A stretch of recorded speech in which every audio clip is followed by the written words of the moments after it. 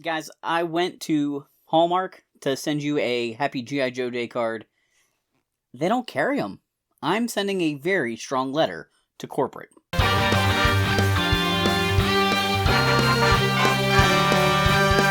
Welcome to Pegwarmers. I'm Kevin, and I'm here to talk about toys. Today, we're focusing on G.I. Joe because it was just recently G.I. Joe Day. February 2nd was the 60th anniversary of the G.I. Joe brand. It's a little confusing because we have celebrated so many different anniversaries. They love to use an anniversary year to help hype product, and so we have celebrated the 25th anniversary of the 80s toy line, and then shortly after that celebrated the 50th anniversary of the full toy line, counting the 12-inch action figures with the cloth clothes, and this is now the 60th anniversary of those 12-inch figures, so we're, celebrating that anniversary. There were some pretty major announcements for G.I. Joe Day from Hasbro about the Classifieds line, as well as Super7 for the Ultimates line.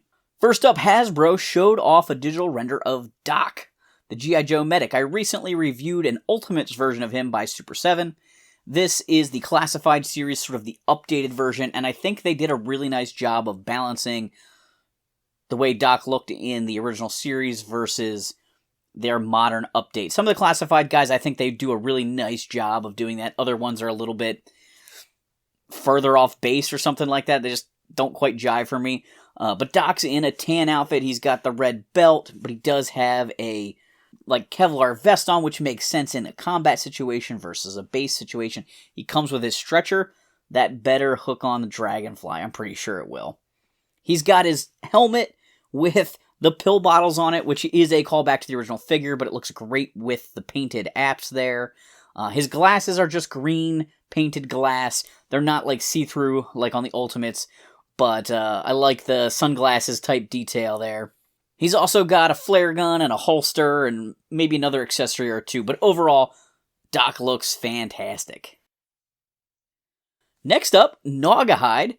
I don't know if they had announced him before. I was a little surprised by that. They are really buzzing through a lot of the Dreadnoks, which is great. They're a fan favorite faction, and probably one of the factions that got new members the most consistently throughout the original G.I. Joe run. Naugahyde was one that I had as a kid and always thought was pretty cool, especially because he came with a pet, and I love pets, and this time he's got two. He's got an articulated boar and what looks like a more static monkey. The monkey's a cool addition, though. He's got his safari hat. He's got pretty much all his original accessories in a more updated version with a bow, a rifle, a knife, his machete thing, and it looks like that'll hook on his wrist also. He retains his Anarchy tattoo and seems to have some new tattoos. That's a popular trend in the Classified series to add tattoos to all the characters. Jinx was one of the leading ladies in my G.I. Joe playtime. I never had a Scarlet figure back in the day, but I did have Jinx brand new off the card, and she played a big role in G.I. Joe the movie, which I watched over and over again after the cartoon was gone, being basically the only G.I. Joe media I could rewatch. This version of her is not super true to the cartoon, but it's a decent update. They've removed the sleeves from her costume, they've added wrist protectors. She does have a tattoo on her upper arm. With the wrist guards, they did not expose her Rashikage tattoo, which I think might be kind of neat. We've never had a Jinx that showed off that tattoo. People think of Snake Eyes and Storm Shadow having it, but Jinx is part of that family as well. She has her staff. She has one sword and a small sheath backpack. Again, I would love the two swords with the larger backpack. Maybe we'll get a retro-carded figure at some point. The retro-carded line is too slow for me personally. Those are actually the versions I want. I do like a lot of the Classified updates, but I would love the retro figures. I am spoiled that Mattel was able to make all of the vintage Masters of the Universe figures and Masters of the Universe classics, and that's really what I want out of Classifieds. That's not really what they're giving me. I'm enjoying most of them, and some of them are perfect for that.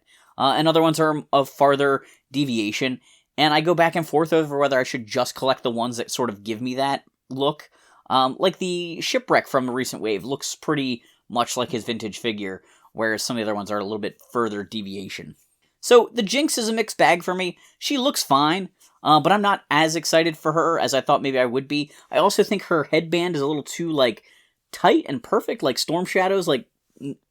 I'm used to her having the little swirl or the extra material at the top, but Hasbro's a little funny about masked characters these days with not doing Hooded Cobra Commander, and maybe they were worried about the way the Jinx mask might look if they sculpted any details on the top other than smooth. I do like that they threw in her headband or blindfold for fighting. That's a cool nod to the lore for G.I. Joe, for sure. Night Creeper. This is where it's at, man. Night Creeper is exactly the kind of figure that I really like. He looks basically exactly like his vintage figure with maybe a few little touch-ups. He's got all his original accessories pretty much here, maybe tweaked slightly, but he's got his backpack, he's got his bowcaster, he's got 2 different swords, he's got a backpack that can hold them. I love the pack-in head. There's an extra head, and it's definitely a nod to the Ninja Force Night Creeper, which I think is fantastic. Heads up for repaints. We've got 2 Tiger Force figures here. We've got Tripwire and Roadblock. Both of these are characters that have been released in the line. They're getting totally vintage-inspired repaints here because they were part of the original Tiger Force. Tiger Force is a little bit of a mixed bag. They've released a lot of characters for it so far, and I was buying them all in the beginning, but I did pass on Tiger Force Flint. If you're going to make a Tiger Force version of a vintage figure, I kind of want it to look as much like the vintage figure as possible. I didn't compare these exactly to their vintage figures yet to see if they picked all the right shades. For me, Flint, that black smear over his eyes really threw me off. It's weird things, I know it's all opinion and personal and stuff. It's weird things that turn me off to some of the figures, but make me fall in love with other ones. I love the little paint job on the robot that's packed in with Tripwire. Having a little tiger shark face, like the Tiger Force vehicles, is really cool. This is also a great chance for anybody getting into the line late that might have missed the early versions of Roadblock. Roadblock's been released at least 3 times already, but it's been a little while. The last figure that I saw announced by Hasbro was Torch, to finish out the original 3 Dreadnought flunkies that work under Zartan. Ripper and Buzzer we already have. I actually thought about opening them in this episode, but I'm just going to save them for when Torch comes out. It could be a while, but I'm so far behind on opening my Classifieds figures that, what's another bunch of months to wait? Torch seems like a fantastic update. He's got a lot of little extra details. He's got some chains on his wrist. He's got, I think, more chains on his vest. They did add some flame tattoos, because that's the trend at Hasbro right now. I like that he has all his original weapons plus some more, and I think overall he looks pretty good. I also really like the idea of them giving him flame effects. I don't always need like the bullet blast effects and things like that for every weapon in the toy line, but when you have some stuff that's kind of unique, like a flamethrower, it is kind of fun to have that flame option. So of course we all know Super7 is licensing... I'm gonna sneeze. We all know Super7 has licensed G.I. Joe from Hasbro and are doing Ultimates and Reaction figures and soon O-Ring figures. They've just announced a new wave of Ultimate figures, and they are all Deke series repaints. It's a wave of 3 female characters, Scarlet, Lady J, and Baroness. Baroness is the 3rd version of her in Ultimates. It's kind of a lot, but they've all been unique. Her first version was her blue and yellow outfit from the original comic and the original miniseries. Her second outfit was the all-black outfit that's most traditional. This version is a multi-shade blue outfit with some red details like she wore in the Operation Dragonfire miniseries. This was the transition from Sunbow to Deke. She comes with a lot of episode-specific accessories, like the mask they use for the Dragonfire. She has a snake version of Cobra Commander, which is pretty cool. In the promotional photos, they're really pushing the headset heads for Lady J and Scarlet. I know they have those molds, so they're packing them in there. I'm just not in love with those heads, because I don't really see much use for posing them with those headsets. So, hey, great, I'm glad you're promoting them.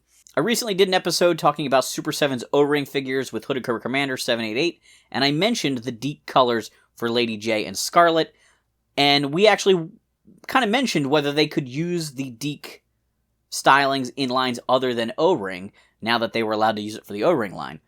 I would love these 2 in O-Ring form. I'm not sure I want to pay $55 for a second Scarlet and a second Lady J to have on my shelf. It's just too much of those characters in this larger scale. The G.I. Joe collection, man, between Classifieds, Ultimates, and then if this O-Ring line starts, it's going to be a lot of figures coming in. Scarlet is dressed in purple and yellow. She does not come with her crossbow unless you buy all 3 and get the extra accessories pack. Although I don't know if she really used the crossbow as much in the later seasons of the show. This Deke version of Lady J is being referred to as teal. She's kind of a dark green color. She does come with some of her javelins, but not as many of her like vintage toy accessories, like no video camera, no javelin launcher, that kind of stuff. She looks pretty good, but again, I'm not super into this character for $55 in this look. I would like her in an O-ring format. I'm wondering if how well these figures sell in this format will impact how quickly they come out as O-ring figures. It's hard to say. On G.I. Joe Day, Kurt Bazigian, the marketing manager for G.I. Joe at the beginning and tail end of the Real American Hero line, posted a document talking about the initial plans for the G.I. Joe lineup. His document refers to them as blast-off figures and is dated 1981. Obviously, they're working ahead. I don't know if they were contemplating, instead of calling it G.I. Joe, A Real American Hero, calling it G.I. Joe Blast-Off. That's unclear. As we look down the list, though, it talks about the parts that make up the figures. It mentions that there's a different accessory chart. I would love to see that, to see if there's any changes in what they had planned. At the point in the development process this document was written, there were only 12 figures planned. The list includes Laser Infantryman, Bazooka Infantryman, Ranger, Communications Man, Machine Gunner, Mortar Infantryman, Commando, Tank Commander, Laser Artilleryman, Missile Commander, and Jeep Driver. So there was no Scarlet or Cobras developed at this point in time. This document includes the opening order numbers for the original wave of G.I. Joe. Now, this was what they ordered from the factory, like that minimum order. They definitely went back into production. They sold way more than this. And of course, then they retooled these figures and released them again the next year. So there's more made than what this document shows. They initially ordered 75,000 of each of the regular carded figures, so like Grunt and Short Fuse. They ordered 288,000 Steeler figures for the tank. That means they knew they were going to sell a lot of Mobats. And the other vehicles they ordered in the initial order, 120,000 of each of them. This is true proof that G.I. Joe was a vehicle line upon its initial concept and didn't really become a figure line until later when buying habits started to change. But if you think about it, those early years of G.I. Joe, we got massive vehicles all the time. The Headquarters, the Mobat, the Defiant, the Aircraft Carrier, the Terradrome, the Sky Striker, and the Night Raven. Lots and lots of big vehicles. That's where Hasbro made the money at the beginning of the G.I. Joe line. There's a parts breakdown on this list. It mentions 5 unique heads. So that would cover Stalker, Grunt, Snake Eyes, Flash, and Breaker. And of course, the Grunt, Flash, and Breaker heads, I'm using those names as the heads I identify with those bodies, but they would go on to make Rock and Roll and Steeler and Grand Slam, right? It mentions 10 torsos. And I was trying to figure out if that was 10 unique complete torsos or 10 torso halves, and it was really just 5 complete torsos. But I can't quite figure it out, because you'd have to have the padded torso. You'd have to have the straps that come down like on Snake Eyes and Stalker. You'd need the cross strap one that Short Fuse and Zap wears. You need Clutch, you need Steeler, and you need Rock and Roll. That's 6 torsos. So were there originally going to be more unique torsos? That's more than 5, if my theory of half and half and there being 5 torsos was right. But at 10 torsos, you have a few more options there. Were a few more of these guys going to have unique torsos? Is this before they decided so many of them were going to have the Grunt torso? Or was Grand Slam going to be a little bit more unique than Flash? I don't know. I find that very interesting. There's also a little note at the bottom that says helmets on when it's talking about their blisters. I don't think the guys came with the helmets on, but I'd have to check. And I wonder what the thought was there marketing-wise. Helmets on, do they look better? Or helmets off, it shows the piece count better? I thought that's kind of an interesting call there. In my last segment here to celebrate G.I. Joe Day today, I'm opening up a few classified G.I. Joes. I am way behind. I have a stack that I can see right behind the light that's lighting me here. I can see 1, 2, 3, 4, 5, 6, 7, 8, 9, 10, maybe 12 G.I. Joes sitting over there that I haven't opened, and I know there's more. I never even opened the movie Snake Eyes figures. I got those. I got some other ones from a while back. So I cracked open 4 that we're going to check out today. The first one is Shockwave. So Shockwave is the G.I. Joe SWAT team member. He's a door kicker.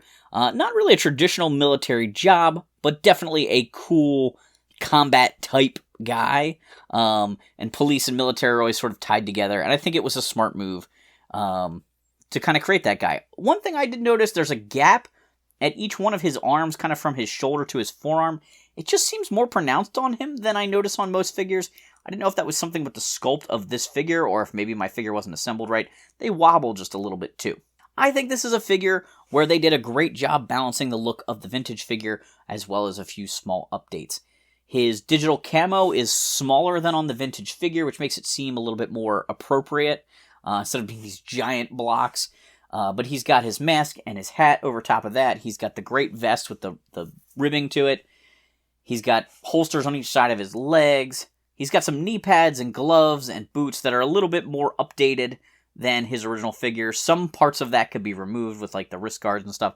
But overall, I think he's got a really nice balance of the vintage figure as well as some modern extra detailing. He comes with multiple knives that he can sheath on his vest and on his boot. He comes with 2 small submachine guns that both have removable holsters.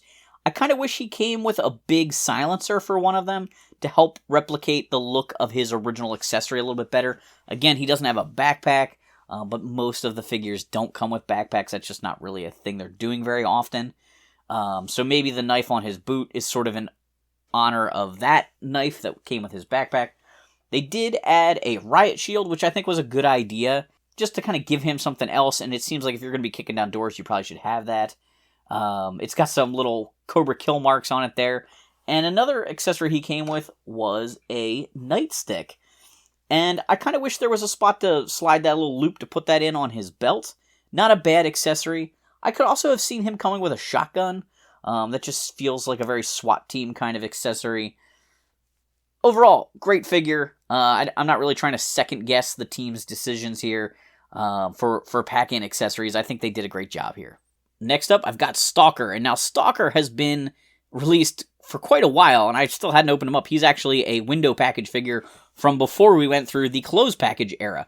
Stalker, again, is a figure that is a really, really nice mix of vintage and modern. He has the scarf piece that gives him a more modern look. He's got some fingerless gloves. He's got knee pads, but he has his camo. He has his beret. He has a gun that looks very much like his traditional gun. So you can make him a very classic look with just some minor updates, and I really, really like that. He's got 2 different weapons. The one can fit in a backpack. That's the one that looks more like his vintage accessory. You do have to take off a foregrip, or is that a clip? I'm not even sure, but that can also be held on his backpack. He's got a gun and a silencer and a knife that can all be holstered around his legs, and he comes with a larger machine gun that the silencer can fit on and has an ammo pack and everything. He looks a little old in his face sculpt, but they seem to be doing that with some of the original Joes I've noticed, like Hawk having a little bit of gray in his hair. The Stalker looks a little bit more aged. That's not a bad thing, I guess. Since they're the original Joes, they would be the older guys on the team. It doesn't seem to be slowing Snake Eyes down at all. Speaking of General Hawk, we've got Hawk here in his 86 attire. So he's got camo pants, he's got a bomber jacket. I really like this figure a lot. He's got his helmet with goggles on top. Those goggles are their own piece, and I understand why they do that for the most possible options for display. And they gave him regular goggles that are smaller goggles that will fit on his head.